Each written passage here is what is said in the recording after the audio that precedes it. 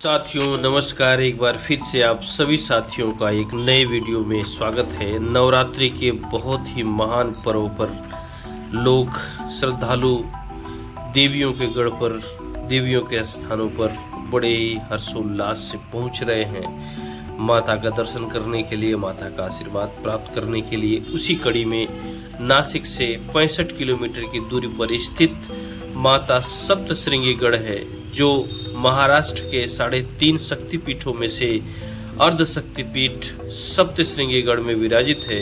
माता सप्तश्रृंगी के रूप में उसका आप सभी साथियों को दर्शन कराएंगे, माता का दर्शन कराएंगे, माँ का आशीर्वाद प्राप्त कराएंगे। उसी कड़ी में माता 7 पहाड़ों से घिरी हुई हैं। 7 पहाड़ों से घिरा हुआ यह सप्तश्रृंगी गढ़ काफ़ी खूबसूरत है। पहले हम खूबसूरत पहाड़ों की वादियों को देखते हुए, उनकी खूबसूरती को महसूस करते हुए चलेंगे।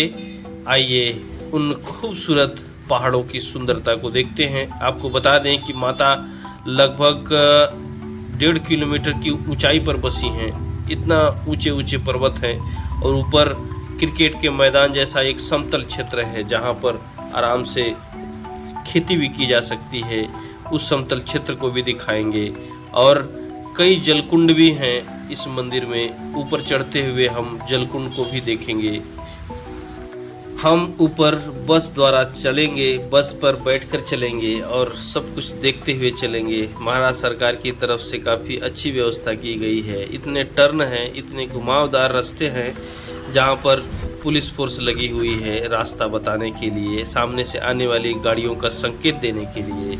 इस तरह से महाराष्ट्र सरकार इस पर काफ़ी ध्यान देती है और आने वाले श्रद्धालुओं के जान माल का कोई भी नुकसान ना हो, इसका पूरा ध्यान दिया जाता है, इसका पूरा ख्याल किया जाता है। ये ऊपर चढ़ते हुए खूबसूरत मैदान जो ऊपर से दिख रहे हैं, गाड़ी हमारी धीरे धीरे ऊपर चल रही है और नीचे जो आप देख रहे हैं खूबसूरत पहाड़ों से घिरे हुए समतल क्षेत्र जिसमें बसे हुए लोग कितने छोटे छोटे दिख रहे हैं। काफ़ी खूबसूरत नज़ारा है और मौसम भी काफ़ी सुहाना है।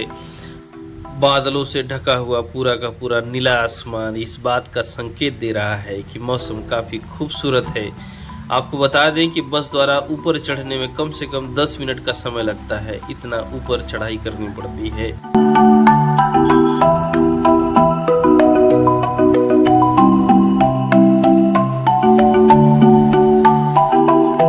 पहाड़ों की सुंदरता किसी स्वर्ग के आकर्षण से कम नहीं है। कुदरती सौंदर्य दिल को छू जाता है। उनकी सुंदरता वाकई काफ़ी काबिले तारीफ है। प्रकृति ने क्या बनाया है, देखकर यहाँ आनंद ही आनंद आता है।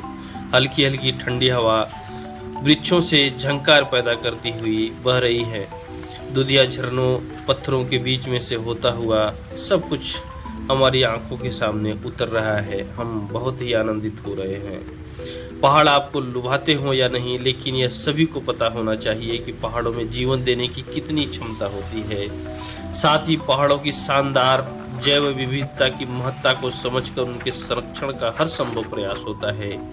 हमें जो ताज़ा पीने योग्य पानी मिलता है उसका 60 से 80% पहाड़ों से हासिल होता है।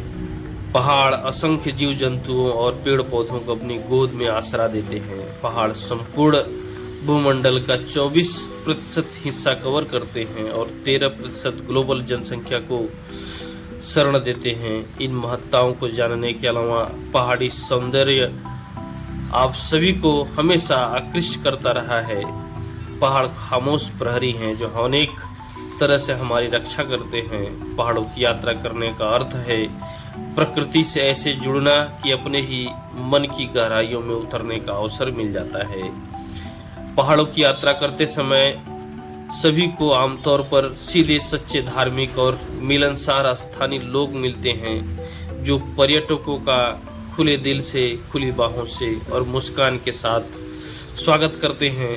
वे अपनी प्राकृतिक धरोहर पर गर्व करते हैं और आने वाले सभी लोगों को अपनी भूमि, अपनी देवताओं, अपने पशुओं और पहाड़ों के साथ अपने गहरे रिश्तों की दिल को स्पर्श करने वाली एक कहानी सुनाते हैं।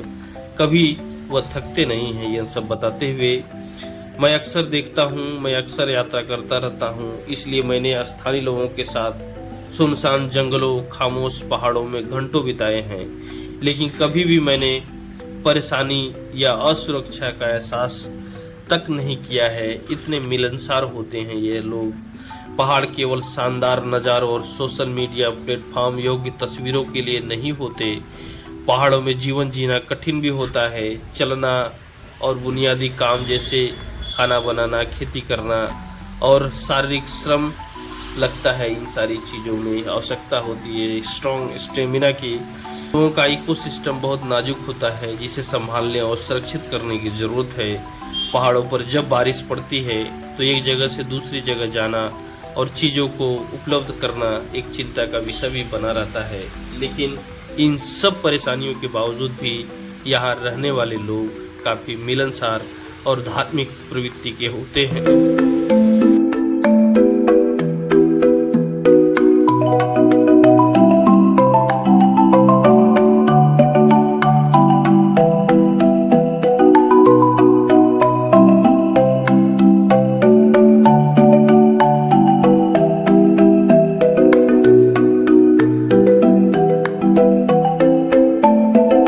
ऊपर चढ़ाई करने पर यही वो मैदान है जिसकी बात हमने की थी। काफ़ी समतल क्षेत्र है। हम लगभग 1 किलोमीटर ऊपर हैं पहाड़ों से, फिर भी आप ऊपर का नज़ारा देख सकते हैं, ऊपर का दृश्य देख सकते हैं, जहाँ पर खेती भी होती है और बहुत बड़ा समतल क्षेत्र है, क्योंकि माता 7 पहाड़ों से घिरी हुई हैं और उनके ऊपर अब हम विराजित हैं, उनके ऊपर हम पहुँच चुके हैं। और इन पहाड़ों के ऊपर भी और पहाड़ है जहाँ माता विराजित हैं अपने सप्तशृंगी रूप में।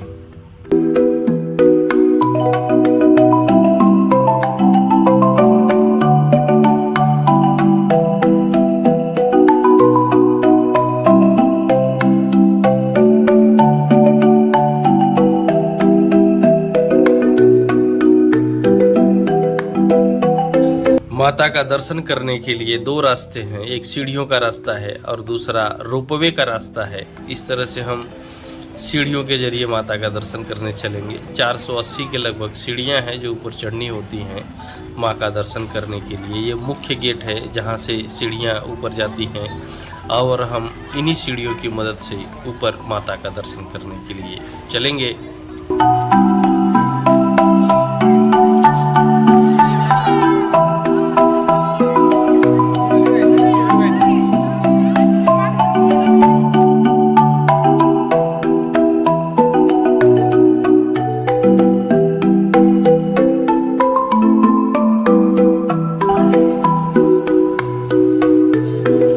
अब हम लगभग गढ़ पर ऊपर पहुंच चुके हैं, जहां माता हमसे कुछ ही दूरी पर हैं।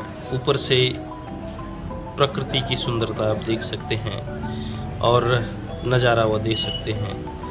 क्या खूबसूरत मौसम के साथ साथ माता का दर्शन करने का आनंद मिलेगा। आज काफ़ी भीड़ है क्योंकि नवरात्रि का मौसम है और काफ़ी भक्तों की भीड़ है। लंबी कतारें लगी हुई हैं, लंबी लाइनें लगी हुई हैं। सभी अपनी बारी का इंतज़ार कर रहे हैं काफ़ी अनुशासन से। लगभग माँ का दर्शन करने के लिए हम सबको 20 मिनट लगा था और 20 मिनट में ये सारी लाइनें पूरी हो जाएंगी। सभी लोग माँ का दर्शन प्राप्त कर लेंगे और काफ़ी अनुशासन से सभी लोग अपने अपनी बारी का इंतज़ार कर रहे हैं।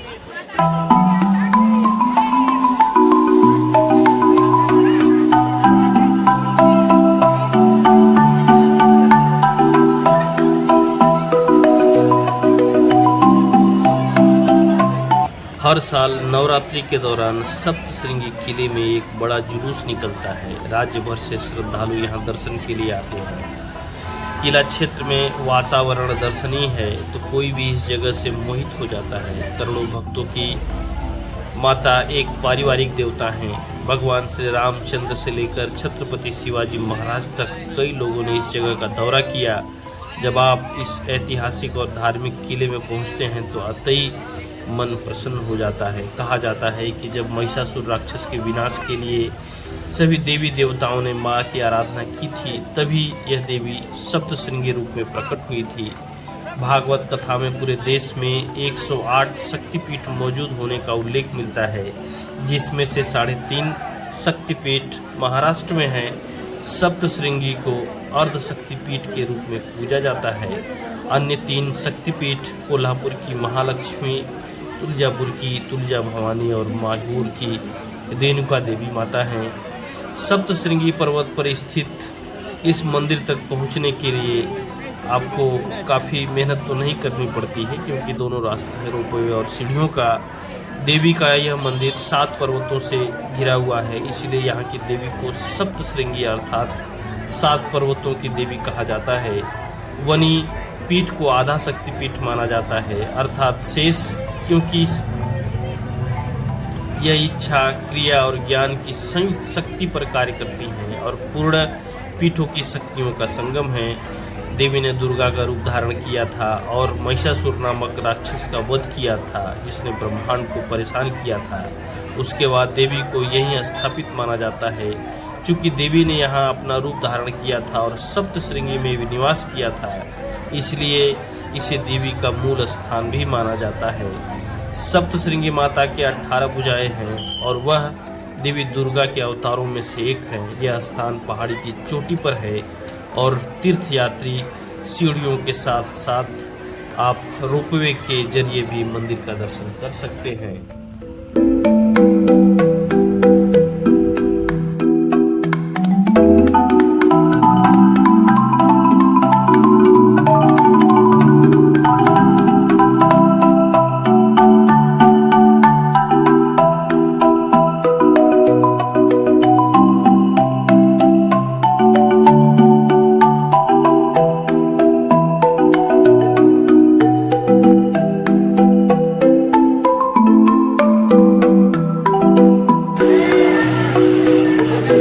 नवरात्रि के इस महान पर्व पर माता का दर्शन पूरा हुआ। इस तरह से माँ ने आशीर्वाद सभी भक्तों पे बनाए रखा, बरसाया भी। और सीढ़ियों से नीचे उतरने के बाद आपको ये बाजार दिखेगा। ये बाजार काफ़ी सुंदर और काफ़ी सुसज्जित है, काफ़ी सुंदर दिखता है। सजी हुई दुकानें, खिलौने और प्रसाद, घंटियाँ, माता की तस्वीरें आप अपने घरों पर ले जाइए। माता का आशीर्वाद आपके जीवन में हमेशा हमेशा के लिए बना रहेगा। इस तरह से बच्चों के लिए खिलौने भी हैं और माँ की तस्वीरें भी हैं, दोनों।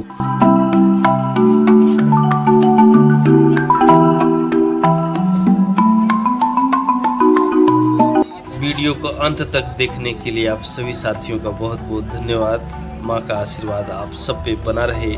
फिलहाल अभी तक के लिए इतना ही। मिलते हैं एक नए दर्शन पर, एक नई यात्रा पर, एक नई धार्मिक यात्रा पर। फिलहाल अभी तक के लिए इतना ही। जय सप्तश्रृंगी माता की।